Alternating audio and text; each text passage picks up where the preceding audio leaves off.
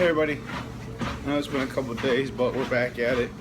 Today I want to talk about weight training and body weight also. When it comes to weight training, like I said before, I love training weights. I love to lift. I love all that.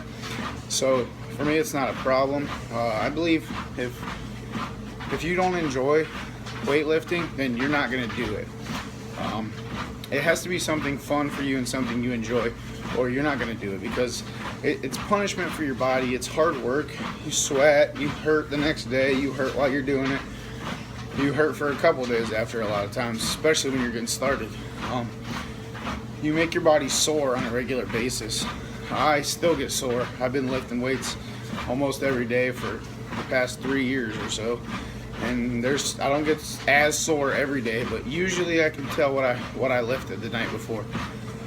My training split goes usually like legs and shoulders one day, chest and tris the next day, and back and biceps the following day. I don't always follow that order. I don't always do those things together, but usually that's kind of what I do. I like to switch my workouts up every day. A lot of people will do the same reps over and over and over again for the same exercises over and over again. I don't like to do that.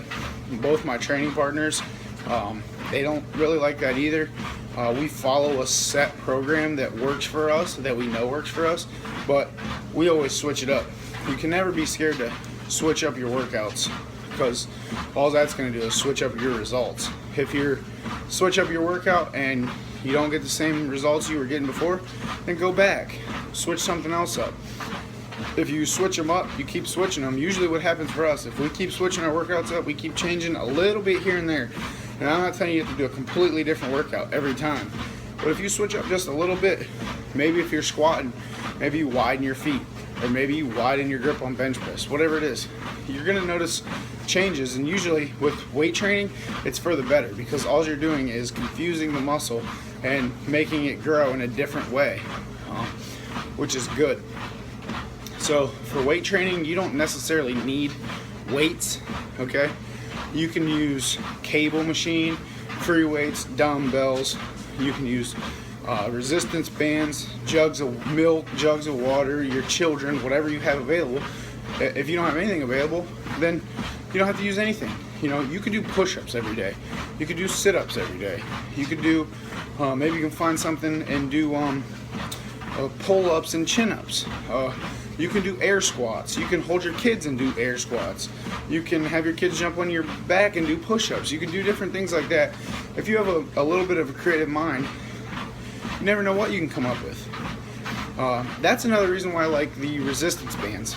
We just started throwing those into our workouts on a regular basis.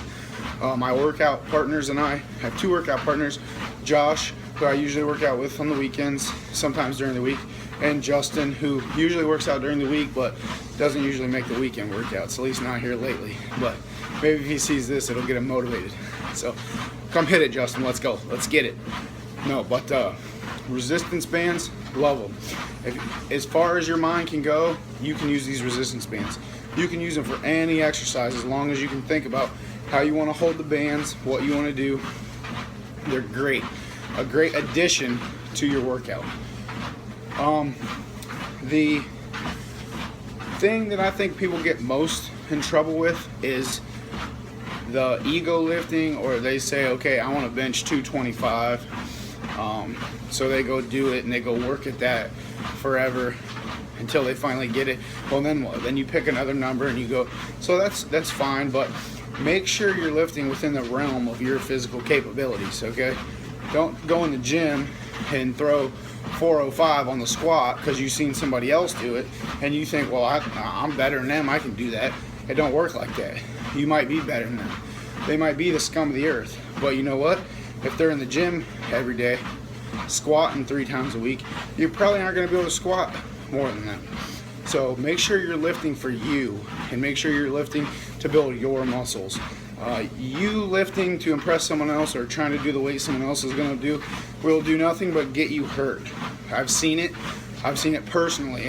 There's been people who've lifted with us before, several people, 4 or 5 guys who come and they say, oh, well, I can do this weight, you guys are doing it, okay, then let's hit it. And they try it and they either get hurt or they realize real quick that maybe they can't do quite as much weight. A good workout partner, something we always focus on, will never push you past your limit.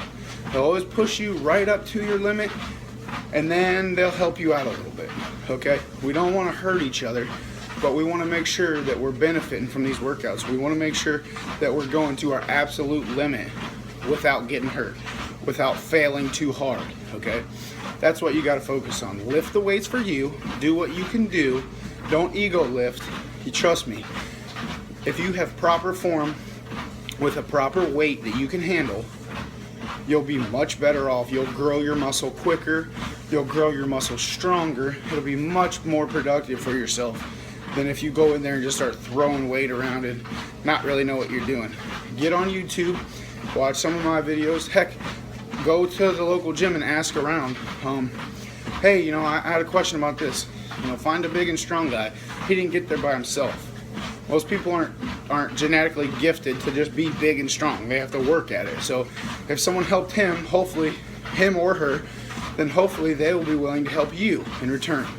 If not, come ask me. I'll always help you. I'll help you. I got cable machine, free weights, dumbbells, treadmill, Stairmaster, resistance bands, everything in my house. So come to me.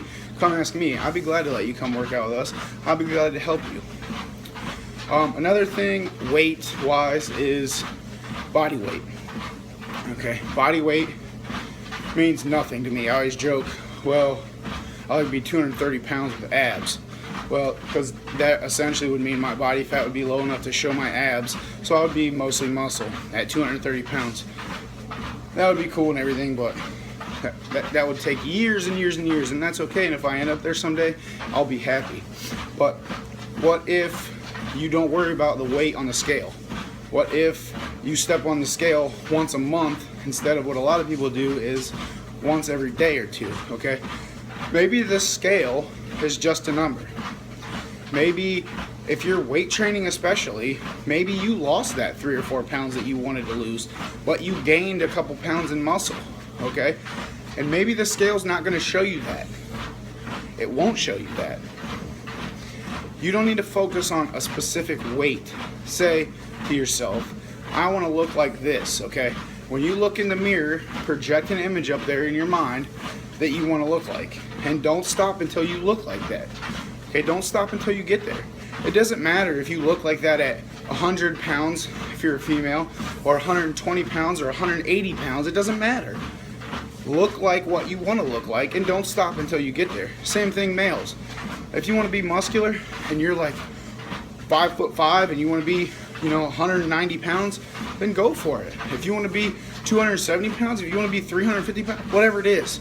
But don't pick a number just for the number's sake and say, oh, I want to be this weight, okay? If you want to pick increments to lose fat, I want to lose 5 pounds, okay? But if you're weight training, don't be surprised if your numbers don't move as fast, because while you're going to lose that fat and that water weight from sweating, you're going to put it back on in muscle.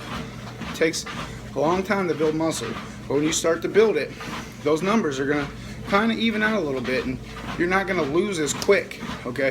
When I first started my weight loss journey, I was losing 12 pounds a week, 10 pounds a week, 8 pounds a week. Now, as I start to gain muscle now and lose fat, my numbers don't fluctuate like that. If I don't drink a lot of water, I might see a 5 pound difference. If I drink a lot of water, I might see a 5 pound difference the other way. But don't go by the scale, because it's not going to tell you how much muscle you gained, how much fat you burned, and how much water you intook. Okay, look yourself in the mirror, project an image up there of what you want to look like, and go after it, okay? Make today great, work your butt off, get your stuff done, do what you need to do. Happy Sunday, y'all. Have a good day.